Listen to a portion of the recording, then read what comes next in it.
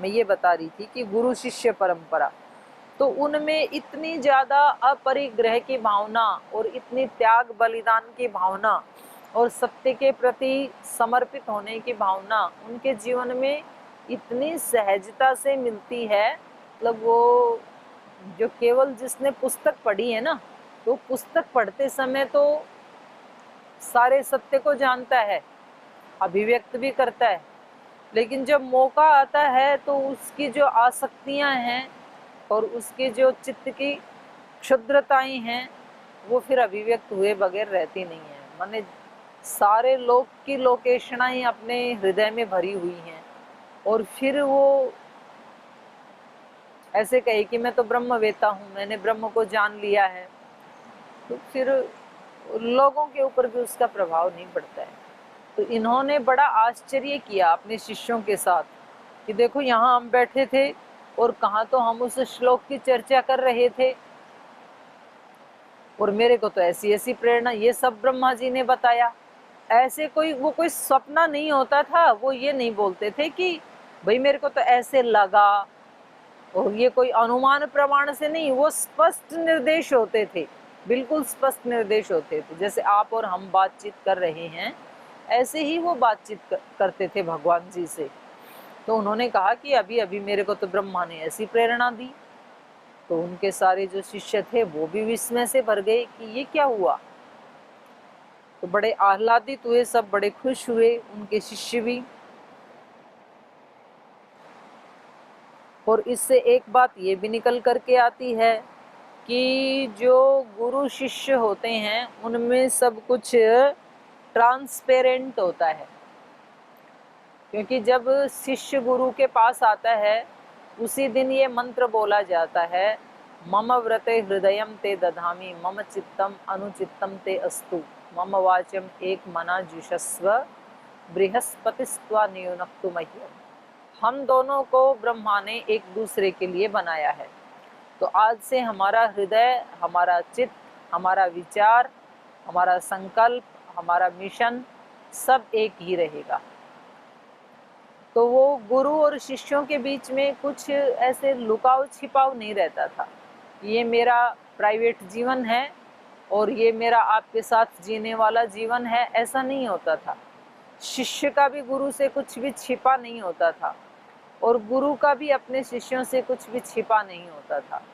वो सारा का सारा ज्ञान अपने शिष्यों के ऊपर उड़ेल देते थे जो उन्होंने अंदर से प्राप्त किया, और शिष्य भी जितनी उनकी सामर्थ्य है वो पूरा का पूरा आत्मसात करने के लिए तत्पर होते थे।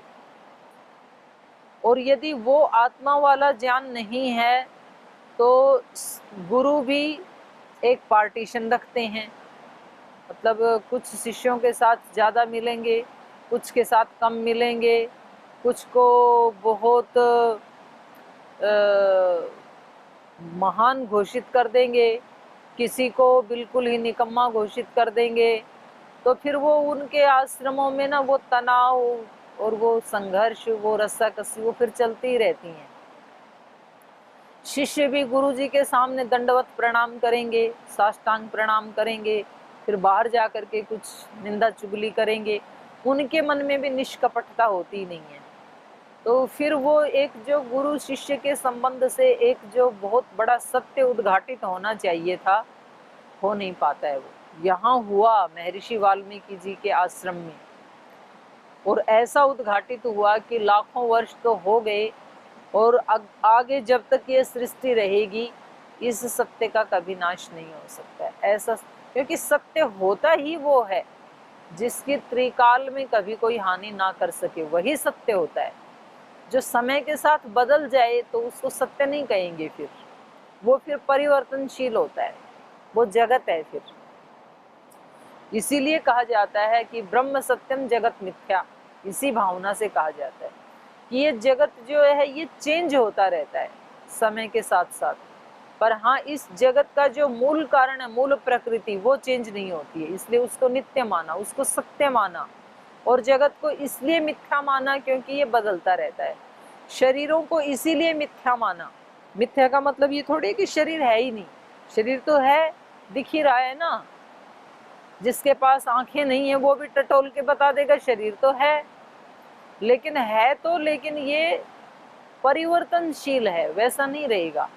और आत्मा को सत्य इसलिए माना कि जो बचपन में आत्मा था वही जवानी में भी है, वही बुढ़ापे में भी है, वही मरते समय भी है, वही अगले जन्म में भी है, उसका कभी नाश नहीं होता है, उसमें परिवर्तन नहीं देखा हमने।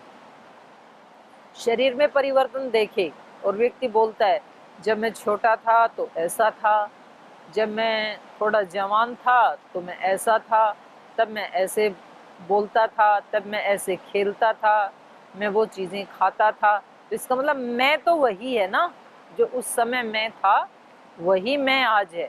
ऐसे तो व्यक्ति नहीं बोलता है कि उस समय वाला जो मैं था वो ऐसे करता था, आज वाला मैं है वो उसको याद कर, ऐसे नहीं कहता है व्यक्ति। व्यक्ति को पक्का पता है 10 साल पहले जो मैं था वही मैं आज हूँ, उसमें चेंज नहीं होता, तो उसको सत्य कहते हैं। तो ये ऐसा सत्य अभिव्यक्त हुआ वहाँ महर्षि वाल्मीकि जी के हृदय में, तो उन्होंने अपने सब शिष्यों को बताया और महर्षि वाल्मीकि जी विस्मित हो गए और उनके शिष्य भी विस्मित हो गए कि ये प्रभु जी हमारे से क्या करवाना चाह रहे हैं।